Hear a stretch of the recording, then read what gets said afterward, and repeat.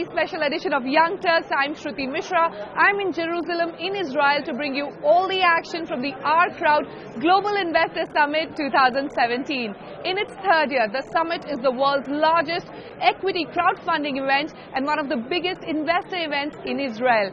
This year, over 6,000 attendees from across 80 countries have gathered in Jerusalem, the capital of the startup nation. Take a look. This year's summit, called The Future is Here, not only includes over 60 booths demonstrating a variety of frontier technologies already changing the world, like industrial drones, companion care robots, miniature spectrometers to Google everything, and much more. But the summit also celebrates the global community's collective drive for innovation. The conference provides an opportunity for attendees to support portfolio companies through significant fundraising and making strategic business connections to help grow their businesses. This summit not only has thousands of investors, entrepreneurs, global delegations and industry leaders, but we also caught up with some key players in the Israeli tech and startup ecosystem to get a sense of how Israel became the startup nation and where it's headed. Take a look.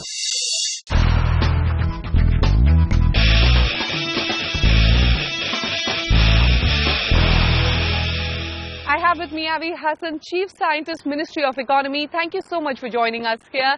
Now, almost every second Israeli I've met is either an entrepreneur or has an ambition to be one. What is the secret behind such a successful entrepreneurial culture? Well, I think really the culture in Israel embraces entrepreneurship. It starts with the fact that we're risk-taking people. Yeah. And failure doesn't taint you in any way. If you add to that the power of the Israeli mother, which inspires her son or daughter to become entrepreneurs, and the fact that entrepreneurs is celebrated here, that's a very powerful combination. With over $5 billion invested in Israeli tech companies by VC funds, the industry seems to be well funded. What, according to you, is the obstacle for growth? So indeed, we've achieved a lot in terms of funding, and over 85% of the number you mentioned comes from foreign investors. So we've tackled also the global investment scene. Probably our biggest challenge to grow more is around human capital. Are there then plans to tap into the ecosystem of other countries like India, US, UK? From the beginning, the Israeli high-tech was tightly coupled with the global chain. The Israel Innovation Authority has 70 bilateral agreements with countries worldwide, India included, of course, and through that we engage with the ecosystems in different parts of the world. You cannot be successful in the world of innovation unless you collaborate.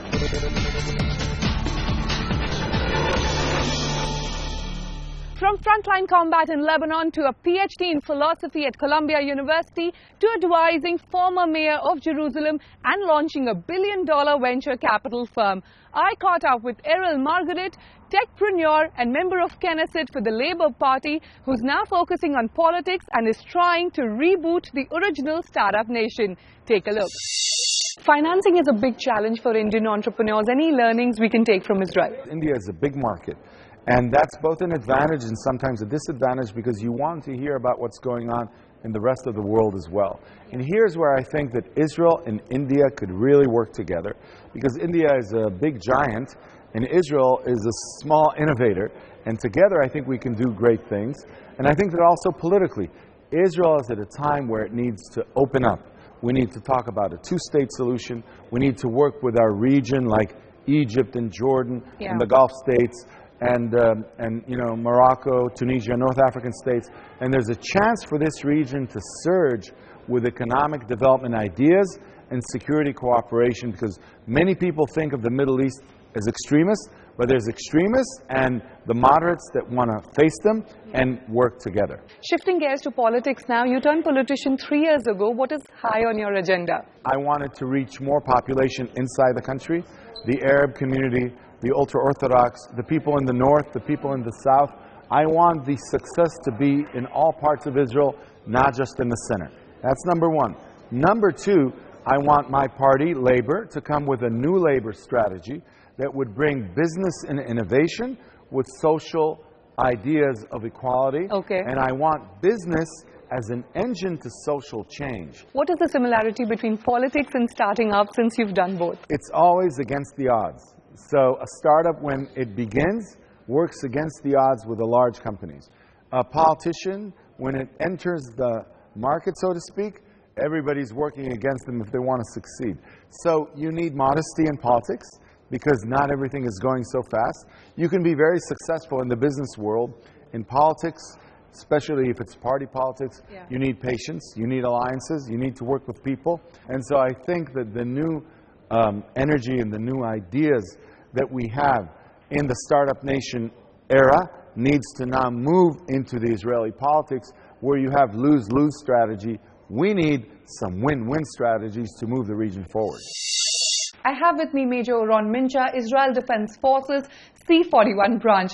So thank you so much for joining us here. What sets Israel Defense Forces apart from the rest of the world? The main difference is that we are living in a unique technological ecosystem that combines several layers of technologically capability that combine high-tech education from a lower generation from the age of 15, 16, afterward military mandatory service for 3 years, and then of course joining the high-tech community, plus doing a reserve until the age of 42, make us a little bit different than the rest of the modern militaries in the world. Israel Defense Forces is looking to build a one-network army. Can you throw some light on that? At the last 2 years, the IDF is in a mega project called NCIP. It's a network-centric IDF program. It's the main idea is to provide